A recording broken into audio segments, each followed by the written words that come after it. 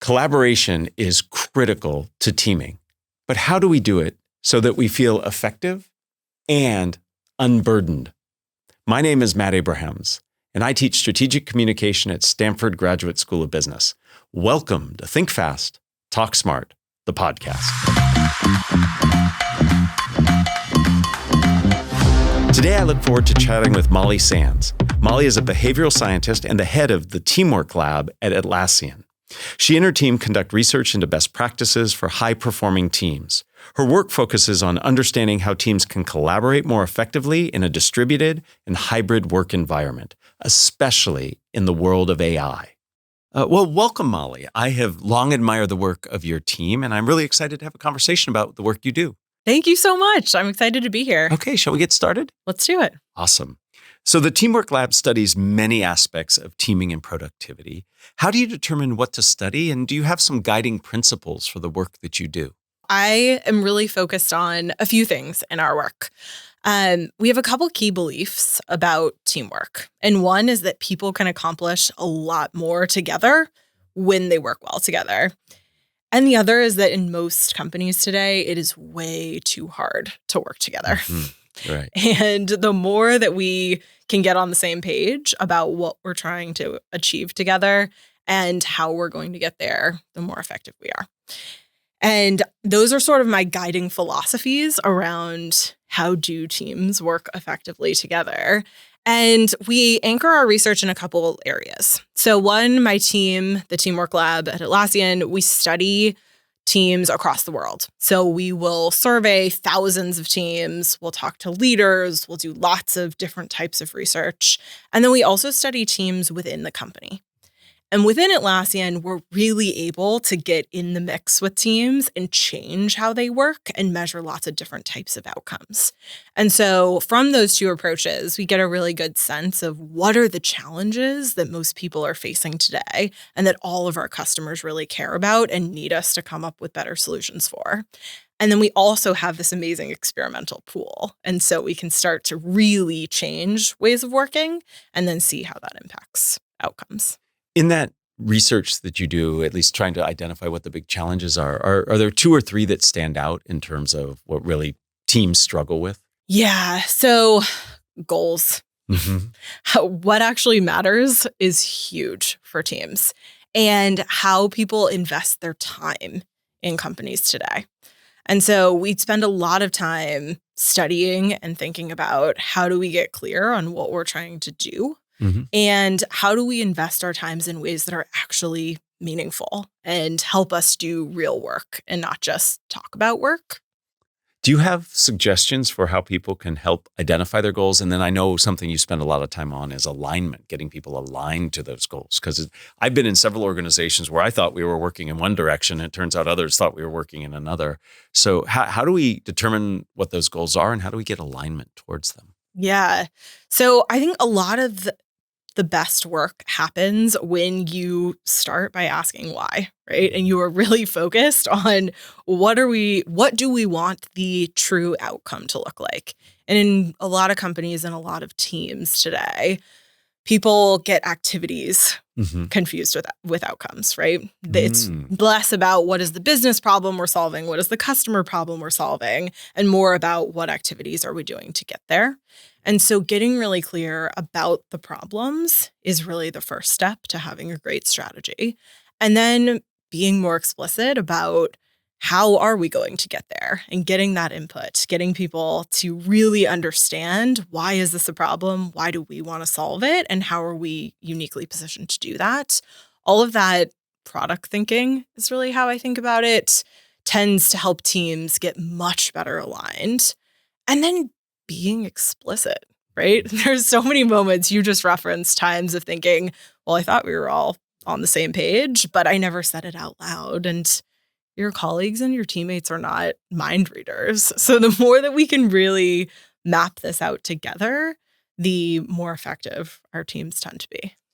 I think taking the time to really reflect on what is important here, what's the problem we're solving, why are we doing this, and then making it explicit by documenting it and communicating it are really important. And I have found in the practice that I do and when I go into organizations, having people just share what is the goal, and have everybody give their version of it, people are often very surprised that they weren't aligned. So explicitly not just providing it, but making sure people share their take on it can be really helpful too. Yeah, I always tell managers or anyone that's leading a project, one of the first things you should do is ask everyone to tell you what they think you're trying to accomplish. Right. And a powerful question I found, I'd be curious to get your input on it, is asking people, what does success look like? What does success of this team look like? We actually start every project we do in our company, in our platform. We have a way that people can document this. But what are we doing? Why are we doing it? And what does success look like?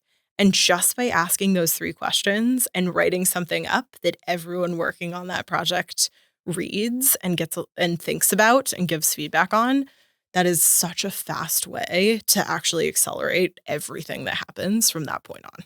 Yeah, what are we doing? Why is it important? And what does success look like? Really important questions. I think another important question, and I'm sure this won't surprise you, is I'd love to talk about AI. Yes. And AI's role. It's certainly affecting how people work period, but also in teams. Your research shows a shift towards using AI as a collaborator, as an assistant or tool.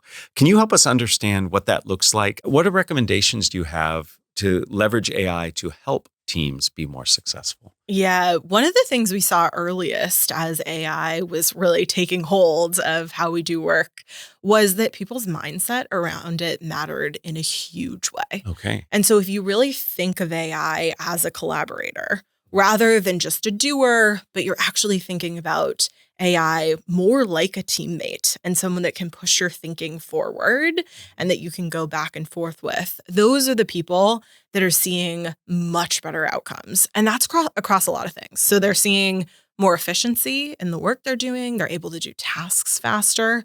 But those folks are also seeing better quality work, and their teams are viewing them as more innovative. And some of the promise of AI that we're all excited about is really coming true for the people that start to think about AI in that collaborative mindset rather than simply as, oh, well, I can delegate and automate a few things. Can you give us a few examples of what true collaboration with AI might look like? Does it have a seat at the table? Is it in the Zoom meeting with me? Am I asking it questions like a colleague? What does that look like? So I think it is great to think of AI as a quick way to get some information that you need, but it's also about that back and forth interaction. Mm-hmm. So actually creating things and not just taking the first output that you get, but actually going back and forth, debating, asking questions, having AI push your thinking and pushing back too. Saying, I don't think this is right. I know about this other thing. How do we incorporate this? And much in the way you would go about collaborating with other people, where it is a back and forth. We had a really insightful episode we did with Jeremy Utley where we talked about how treating AI as a conversation partner, not just as a search engine, really can change the dynamic. And it sounds like that's what you're advocating for, is really engage in dialogue, talk to it and challenge it, and it will help you benefit. Can you give us an example of using AI as a tool to help people get started and be more productive? Yeah, we've had great success with onboarding with an AI buddy. Mm-hmm. So we built what we call, her name is Nora, Okay, and right. Atlassian onboarding robo agent. Right. And Nora has access to all of the data that we have about policies and people programs and how we run our company, how people get set up in our systems. And when our new hires join, they have a variety of touch points with other humans, but we also give them access to Nora and say, hey, if you have any of those basic HR questions, ask her. If you have any questions about how things operate in this company, if you're wondering who to ask about this, if you don't know how to file a ticket, just all of those logistical things that come up as you're joining. And you don't really want to go to your brand new manager and be like, oh, I have this like really annoying list of 25 questions about logistical things. You want to be showing up as strategic in those conversations and not like you can't navigate workday. And so Nora is your buddy for everything that you need. And people feel a lot more comfortable asking questions. They don't worry about how AI is going to perceive those questions. So they really ask everything they want. And we've also found that this has vastly increased how much people use AI as a collaborator as they onboard into their new role. Oh, it's Just that interesting. So it's an initial- on-ramp to helping them feel comfortable using AI as a tool to help them with their work. I like that. Exactly. Yeah. Yeah. And so we've seen a really strong relationship there, that just this initial touch point sets that expectation that this is a way that we work in this company and this is how you're going to get information. I know when I would onboard on companies, I would always feel so embarrassed because I couldn't remember something I was taught, and I'd have to go back and ask. And I feel like I'm trying to set a good impression, and now everybody thinks I can't remember anything. To have a tool like that would be helpful. So finding niche needs and building AI tools to help, not only help with whatever that need was, but it also helps people feel more comfortable using AI as a collaborator. Yeah. And I think it's important for companies to think about where they have really robust knowledge, right? So AI works the best when it has access to the right information. And so in HR, policies tend to be really carefully documented. You actually do need to have good resources for any new employee about what your benefits look like, about, how people manage different systems, about how they integrate into teams. We're able to pretty easily create customized onboarding plans using AI as well. And so when all that information is available, you can easily build on top of it. And so I usually encourage leaders to think about where are pockets within your company that you have that great data already there, and to think about those as use cases where you can get some clear wins. Yeah, clear, easy pilot wins and really get that momentum going. I appreciate that a lot. So as you and I talked about before we came on the air, meetings can be really useful for teaming, but many of us struggle with the meetings we have. We feel like there are too many. We feel like we're victimized by poor meetings. They zap our time. I know you have done research into meetings, and actually at Atlassian, you guys have some really interesting approaches. I know you use Loom videos for asynchronous updates. You have what are called page-led meetings. Can you define these two approaches? Because I think they're really unique and could be helpful for many. And then what other advice do you have generally in terms of how we meet better, when we meet better, who we meet with? So I'd love to get specific on what you all have done, because I think it transfers to many people. And I just love generally what your research has found. Meetings are one of the biggest challenges in people's jobs, right? Anytime that we run research about what's holding people back from achieving what they want to at work, meetings are the number one thing. It's the biggest barrier to productivity. But it's essential that we talk to each other. That's how we come up with great ideas. That's how we create together. There are so many things that are so important about that. And in the last few years, as companies have embraced much more distributed global work, people have brought a lot of the meeting habits that we did not love in the office online with them. Right. And so now we're all stuck in these back-to-back meetings all day long. Yes. And what we really think about at Atlassian is taking control of our time and solving the problems that meetings are supposed to solve in different, more efficient and more effective ways. And so I think people should think about having kind of three types of time in their day. One is time for deep work. You really do need time to think, to write, to create. Depending on what your job is, that time will look different, but the time where you're using your brain in the most powerful ways. And now you've got AI as a partner during that time as well. And then we should have meetings. And at Atlassian, we do page-led meetings, and we've done a lot of research on this idea. And the basic idea is that you put together a really clear synopsis of what everyone needs to know as context to have a conversation. Mm-hmm. This works really well when you're trying to make a decision, when you're trying to align people, when you want feedback on a perspective or path forward. So any of those kinds of meetings where you really are bringing a group together to say, let's chart the path forward or make sure everyone's at least aware of it. Those moments work really great for this page-led meeting concept. And the pages should be short. Pages should be no more than a 5-minute read. You don't want people reading for hours together. And do people read those when they all convene together, or is the expectation that you read them in advance? Because I know Amazon does in the room, we all read. Yes, we do in the room as well. Yes, because the pre-reads are tough, right? People don't do them. You're not sure if people did them. Right. you maybe did it, but it was 4 days ago, and now that's not top of mind for you. So it's a great way at the beginning to just set the context for everyone. And we ask people to comment. So you said there were 3 ways of using time. I'd love to revisit those. And then I hate update meetings, and I know you all have an interesting way of getting that information that I think everybody should consider. Yes. So 3 ways of using time. One is traditional meetings. Another is deep work. Right. And the third is, and this sounds so silly, but collaboration, more fluid collaboration. And what we've seen in people trying to fix meetings is that some teams have shifted to way too much structure. And so every time that you're bringing people together to talk, it is like very agenda led and someone is giving a presentation. And that's not the moment where you can really create together. And so especially if you're working on distributed teams where people are in lots of different locations, having these more fluid moments where you can come together and really just work.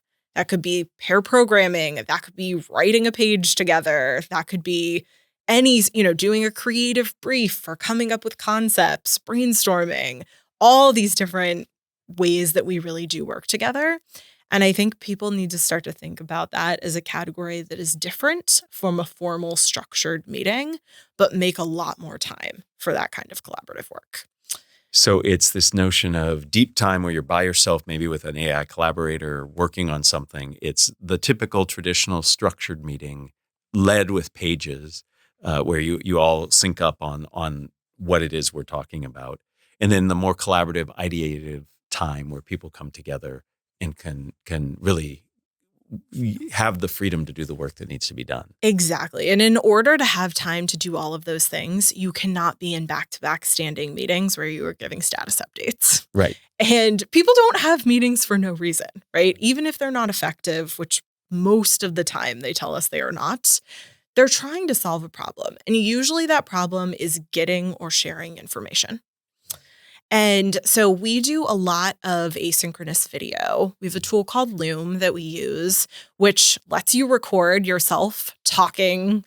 You can screen record, you can just record a video of you, and that captures a lot more signal than simply a written update.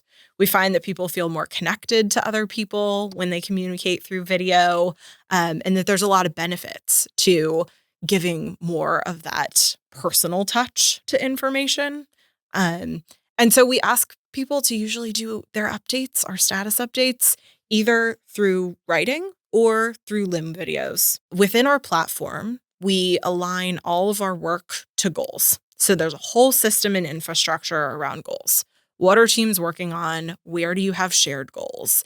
And this creates a lot of that clarity that we were talking about in the beginning, right? Of what are we trying to achieve together?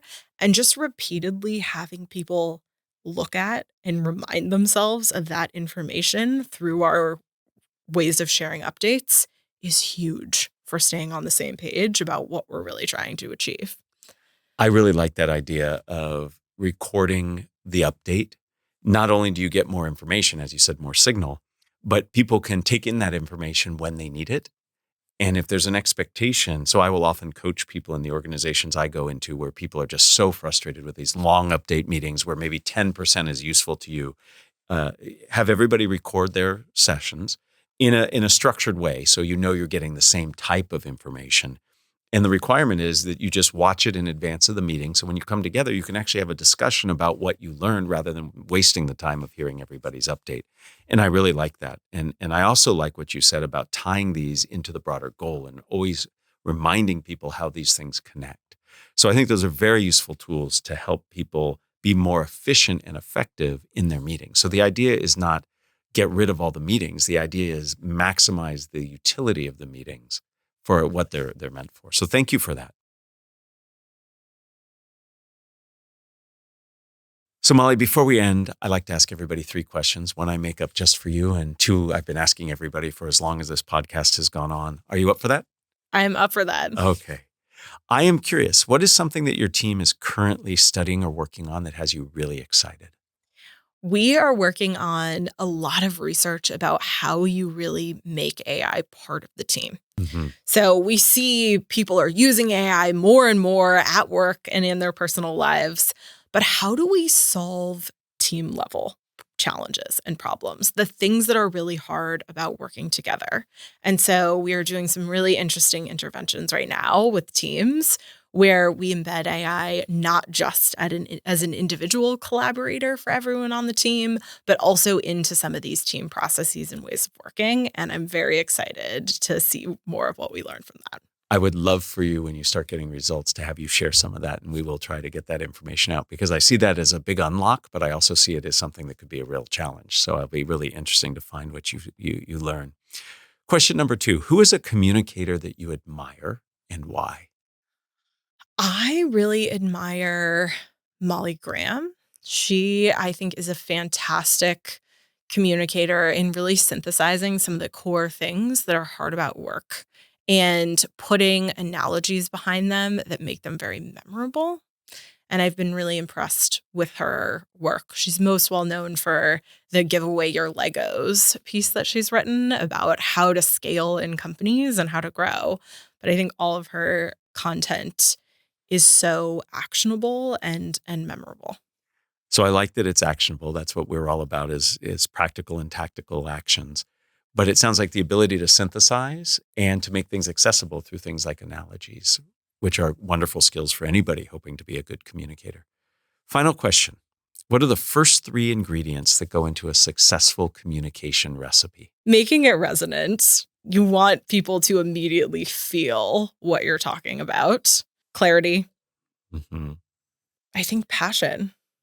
When you care about the topic, when you care about what your message is, that really comes through in the way you communicate. Making it resonant, relevant, salient, really important. Being clear. You've talked about clarity a lot today, clarity of goal, alignment to goal, clarity of messages, and then passion. And you clearly are passionate about helping people collaborate and work better in teams. Thank you for the best practices. Thank you for helping us understand the details of what goes into collaboration and effective work. And thank you for your time and helping all of us be better in our teaming. Yeah, thank you so much for having me and for this wonderful discussion.